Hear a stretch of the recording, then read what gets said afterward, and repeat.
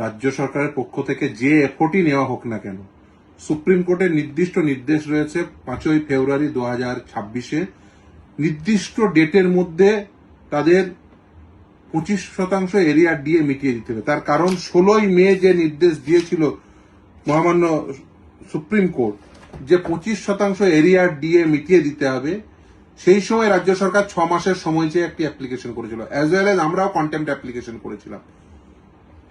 মহামান্য supreme court সেই সময়ে যে অ্যাপ্লিকেশন এবং কন্টেম্পট অ্যাপ্লিকেশন উভয়ই ডিসপোজ অফ করেছে এবং বলেছে ইমিডিয়েটলি, অর্থাৎ 5ই ফেব্রুয়ারি 2026 যে নির্দেশ, যে রায়, সেখানে বলে দিয়েছিল ইমিডিয়েটলি সেই 25% এরিয়া দিয়ে মিটিয়ে দিতে হবে।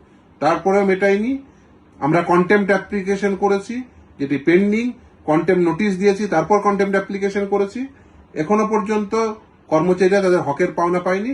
নিশ্চিতভাবে বারবার এইভাবে সুপ্রিম কোর্টের যে নির্দেশ সেটাকে অমান্য করতে চাওয়ার জন্য বারবার সময় চাওয়া, এর কোনো মানে হয় না। সে যাই ডিসেম্বর পর্যন্ত টাইম চাক না কেন, সেটা আমি মনে করি যে সুপ্রিম কোর্টের যে নির্দেশ এখনো রয়েছে, সেই নির্দেশই বলবৎযোগ্য নির্দেশ। সেই নির্দেশ কোনোভাবেই অমান্য করা যায় না।